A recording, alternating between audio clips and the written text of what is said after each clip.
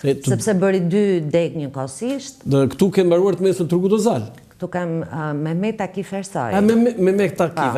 Ishte viti I parë që ka hapur kolegjin Fort dhe që jemi diplomuar. Dhe këtu babi edhe kravatën kuqezi. Edhe aty kravatën kuqezi. Po këto kanë qenë, pra kjo është pjesë e kam dhe 2 foto të tjera, Ilda, kam dhe 2 foto të tjera, sepse ti nuk shkëputesh dot, mbi emri yt peshon shumë Ilda Xholali.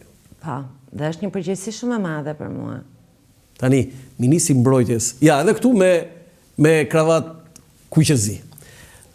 Si e kujton babin ministrit të Mbrojtjes? Ti e vogël ishe atëherë, po jo dhe aq e vogël, sa vjeç ai binde? Po, unë kam qenë e vogël, shiko, kur babi filloi të merre me politikë. 91 ka dalë babi. Pra ishte ndër nismëtarët e atyre që themeluan Partinë Demokratike në Peshkopi. Një realitet shumë I vështirë. Unë mbaj mend për shembull antimitingun e parë që zhvilluar poshtë shtëpisë time. Poshtë shtëpisë tënde? Ç'a thua? Unë kam qenë një vajzëre, poshtë pallatit.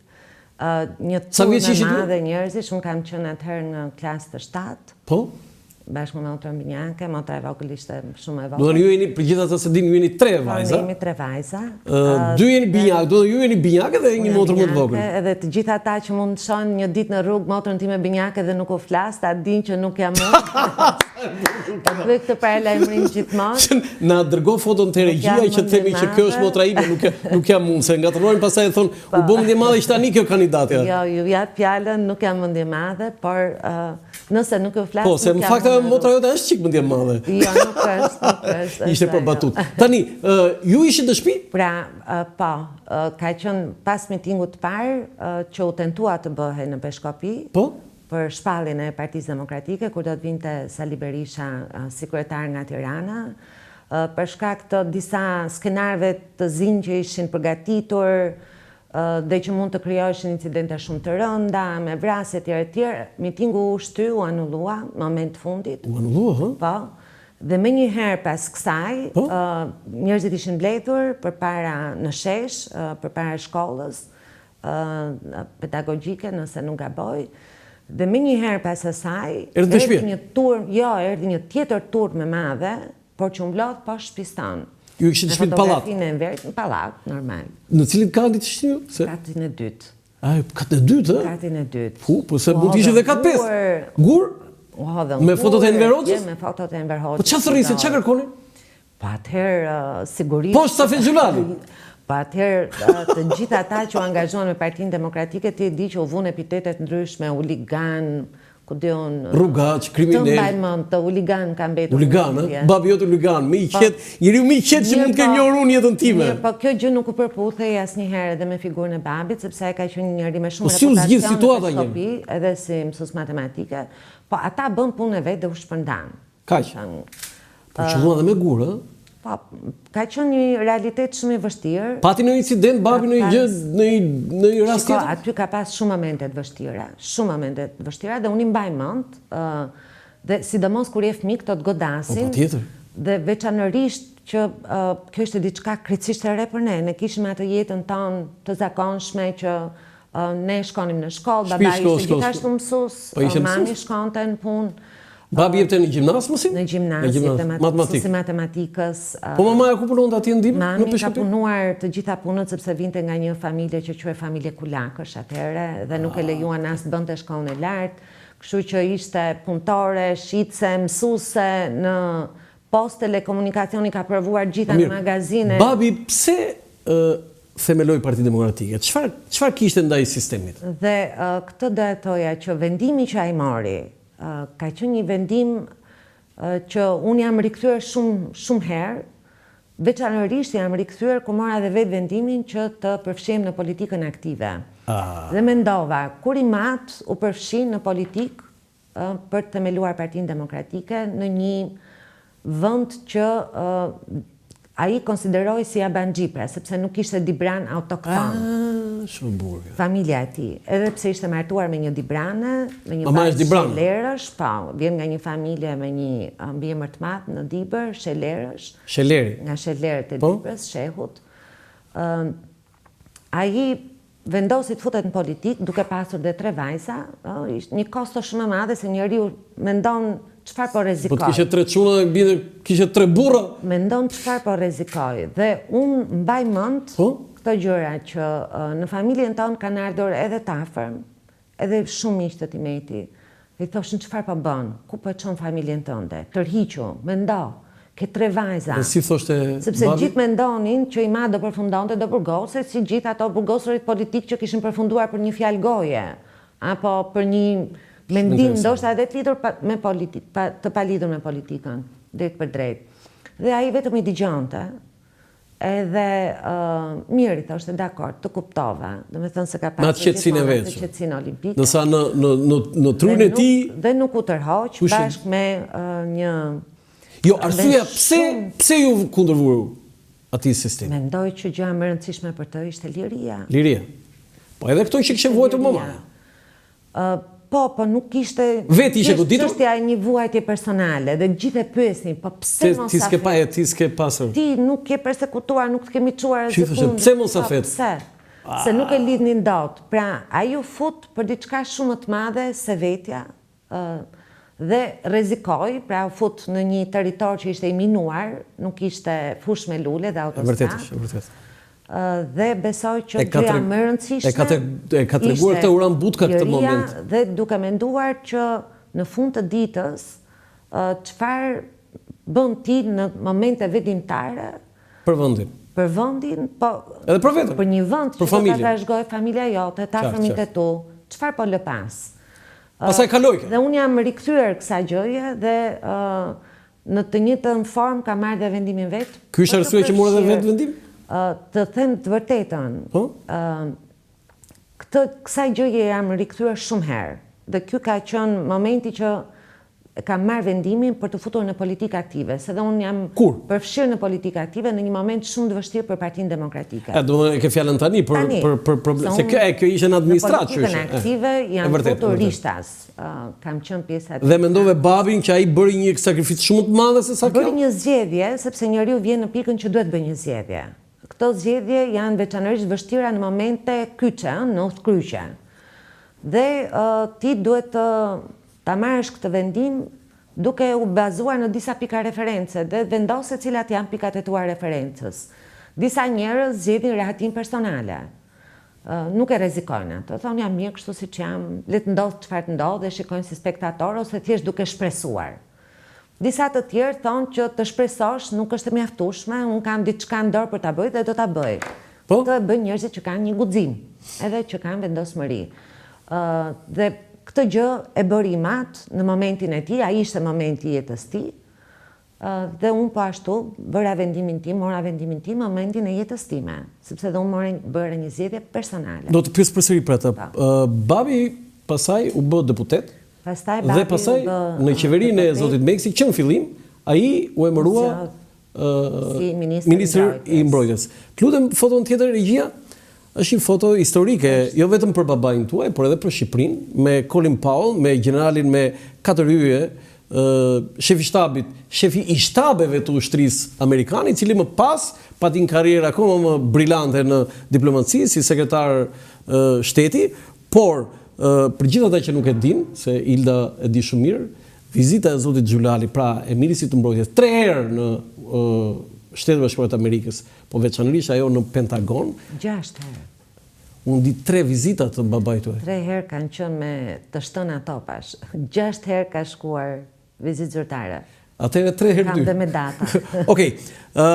Po s'ka rëndësi kjo. Jo, ka shumë rëndësi, sepse aty nuk është Safet Xhulali, është ministri i mbrojtjes i Shqipërisë dhe nuk ndodhur ndonjëherë Ilda, sepse shqiptari këtu, kjo ka rëndësi. Sot mund të shkojë ministri i mbrojtjes në Washington, në Pentagon, nuk është një gjë e jashtëzakonshme.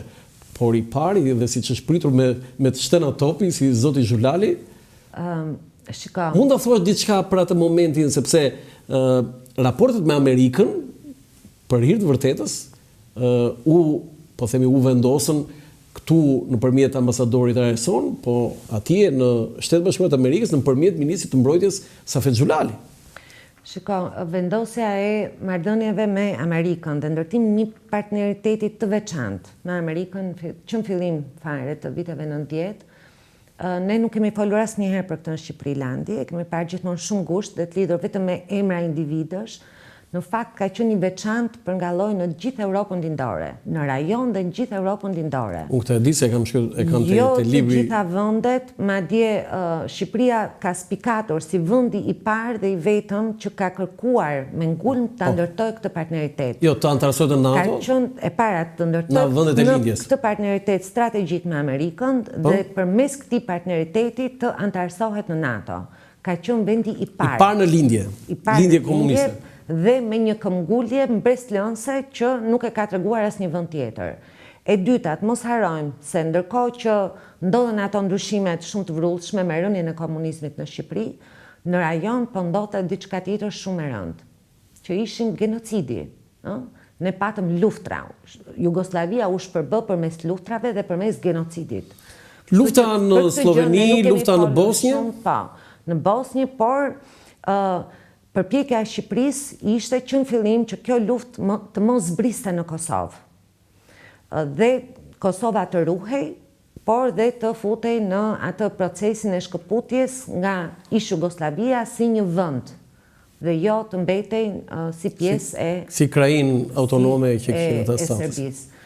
Kështu që këto kanë qenë momente shumë të rëndësishme dhe besoj që i matë si kontribut të tij, si ministër i mbrojtjes, ka meritat veçanta për këto që unë thash, dhe për një element tjetër shumë të rëndësishëm që lidhet me reformat e brendshme në Shqipëri, që ishte reformimi i ushtrisë. Nëse ka patur një reformë të dhimbshme dhe më të vështirë në shtetin shqiptar ka qenë ushtria për shkak të përhapjes, dhe mos harroni që Shqipëria jetonte me devizën i gjithë populli ushtar. 35% e buxhetit ishte ushtrisë. Dhe për shkak të kësaj vështirësie që kishte,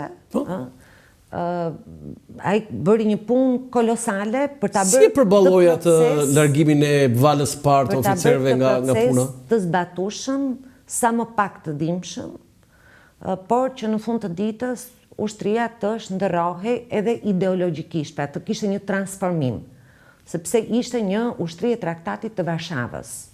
Dhe nga e Traktatit Varshavës, që luftonte NATO-n, duhet të shndrohej në një ushtri të NATO-s që kishte një mision tjetër në botë. Jo, si e përballoi baba juaj largimin e një mase shumë të madhe ushtarakësh dhe oficerës? Tani ti po më bën pyetje që unë nuk i kam përjetuar si një bashkëpunëtore. Jo, ke shumë të drejtë. Jo, ke shumë të drejtë. Por këto që po them, unë i kam nxjerrë si mësime e para sepse unë kam punuar vetë në administratë dhe di tashmë se çdo të thotë të qeverisësh, të drejtosh një vend, e di çdo të thotë fjala reforma, e di sa e vështirë. Jo, si e përballoi babi jote, e kam fjalën këtu Ilda. E dyta se si e kam mësuar është përmes bashkëpunëtorëve të tij, politik dhe atyre që kanë punuar në administratë. Një kataklizëm ajo? E lehtë, largimi masiv nga ushtria. Mos gaboj vuri moshën 55 vjeç e lartë, o 50 o 55, nuk e mbaj mend. Nuk e mbaj mend dhe nuk mund të ta them. Atëre, do të them unë diçka. Mendoj që ajo që Imat ka lënë si thua shenjë në drejtimin e Ministrisë së Mbrojtjes, ka qenë dhe çdo që kam takuar më ka thënë këtë fjalë, që Imat mbahet mend si një njeri me integritet, një njeri shumë i zgjuar, një njeri që ka punuar jashtëzakonisht shumë, dhe që hyri dhe doli nga politika me të njëjtin nivel ndershmërie dhe përkushtimi. Kështu që për mua këto janë vlera shumë të çmuara dhe këto janë vlera që besoj unë ai ka lënë trashëgimi si pjesë të ADN-s, por edhe si pjesë të asaj çfarë njeriu merr në familje, në mënyrë se si rritet, se si udhëhiqet në jetë, sepse familja është një pjesë shumë e rëndësishme e formimit të njeriut, dhe këto i ka lënë trashëgimi edhe tek unë dhe tek dy motrat e mia. Zonja Xhulali, kur unë e pyeta babain tuaj, për çfarë je krenar në ato vite të stuhishme dhe reforma që ke bërë në ushtri, dhe unë prisja të thoshte që oqa ataj të indoktrinuarit. Sepse ju e thatë vetë, imagjino tani nga, se është e bukur ajo, antar i Varshavës, tani ti po përgatitesh të jesh antar i NATO-s. shumë e bukur. Madje bënim shaka me zotin Berisha në një intervistë, i thosha unë ata shoqata e ushtarakëve i kishin bërë kërkesë NATO-s para kur ishte PD-ja në pushtet, që t'i jepin pension për kohët që kishin qenë antarë të Traktatit të Varshavës, është e bukur fare. Dhe ja kishin çuar Rasmussenit, sekretarit NATO-s. Edhe qeshnim sepse ishte më tha, dhe unë prisja që ai të thoshte reforma që ka mequr të indoktrinuarit komunistët. Unë tha, jam krenar, tha, kam bërë një gjë, tha, një akt, tha, që pak veta e din. Imagjino gazetari i veshët e mi, urdhë zoti Xhulali, tha, ka mequr, tha, ushtarakët që nuk ishin shqiptar. Ngela unë. Si ushtarakët që nuk ishin shqiptar? Tha, nuk ishte problem, tha, ushtarakët që ishin komunistë, tha. Sepse ata, tha, dal nga dalë, tha, do t'i kuptonin transformimet, tha. Sepse ata kanë fëmijë, tha, dhe fëmijët, tha, të ndikojnë, tha. Nuk ishte ky problemi. Fundi ata, shumica aty ishin adhëtar, tha. Parësisht se kishin kuptime, tha, politike të tjera. Për këtë që ai bindur, tha. Në ushtrinë shqiptare, tha, kishte ushtarak oficeri që nuk ishin shqiptar, tha. Dhe unë, tha, e kam bërë këtë gjë, tha. Kjo ishte kur u mora më vonë dhe pash disa letra, Hilda, dosje letra, jo i kam dhënë të drejtë, thash bravo Safet Xhulalit për atë akt që ka bërë. Tani, unë do të plotësojnë që këtë që po thua, besoj që projekti më i rëndësishëm që ka patur Iman, sepse dhe ai ka qenë pjesë e një ekipi, ka qenë Partia Demokratike, e cila sigurisht, edhe stafi i tij, kishte një vizion politik, dhe ky vizion ishte antarësimi i Shqipërisë në NATO. Kjo përfshinte gjithë spektrin e reformave, se nuk është thjesht një dëshirë, por punë që ti duhet bësh. Dhe unë jam shumë e lumtur që në këtë projekt të Shqipërisë antare të NATO-s, edhe unë kam vënë një tull si diplomate në Ministrinë e Punëve të Jashtme, se çdo njeri ka mundësinë të kontribuojë, kështu që ky është një projekt në cilin Imat ka vendosur atë tullën e tij, dhe unë po ashtu, si pjesë e administratës, kam vendosur atë kontributin tim, por në fund të ditës ajo që është më rëndësishmja është që me Partinë Demokratike nisi ky projekt, me Partinë Demokratike u realizua ky projekt. Kjo është një arritje jashtëzakonshme që ne marrim sot të mirëqen, por pas luftës në Ukrainë dhe sulmit rus në Ukrainë, askush nuk e mori më të mirëqen antarësinë në NATO, sepse pas si një mburoj dhe një jastëk ku ti mbështet kokën dhe fle i qetë NATO-n. Megjithatë, zonja Xhulali, kjo është një nga ato arritje dhe projektet e mëdha me cilat Partia Demokratike i ka pjesë të trashëgimisë së saj më të bukur dhe nuk është e vetmja. Po ashtu PD-ja nisi procesin e antarësimit në Bashkimin Evropian. Hoqi vizat për qytetarët shqiptar që shkuan drejt Bashkimit Evropian. Dhe po ashtu kam kontributin tim se kam qenë pjesë e ekipit që drejtoi këtë proces, preku me dorë të gjitha ato reformat e rëndësishme që u bën punët e vërteta. Dhe përsëri kjo është pjesë e asaj trashëgimisë së shkëlqyer të Partisë Demokratike. Dhe unë sot, si deputete, si kandidate për deputete e Partisë Demokratike, fjala jote në vesh të Perëndis. Vi me një premtim që ne do ta bëjmë Shqipërinë, do ta finalizojmë përsëri këtë projekt, do ta bëjmë Shqipërinë antare në 28 të Bashkimit Evropian. Pra do t'ja kalojmë edhe Malizzi, e cila vend që sot është i pari që tërheq lokomotivën e rajonit drejt BE-s. Malizzi. Po, ne do t'ja kalojmë edhe Malizzi. Do kthejmë përsëri aty, po, për ta mbyllur me këtë të babait tuaj, se nuk i shpëton dot biemri Xhulali, ha? Jo, nuk i shpëtojnë biemri Xhulali, unë kam biemri Xhulalit. Jo, nuk i shpëton dot. Jo, nuk i shpëton dot hijes babait.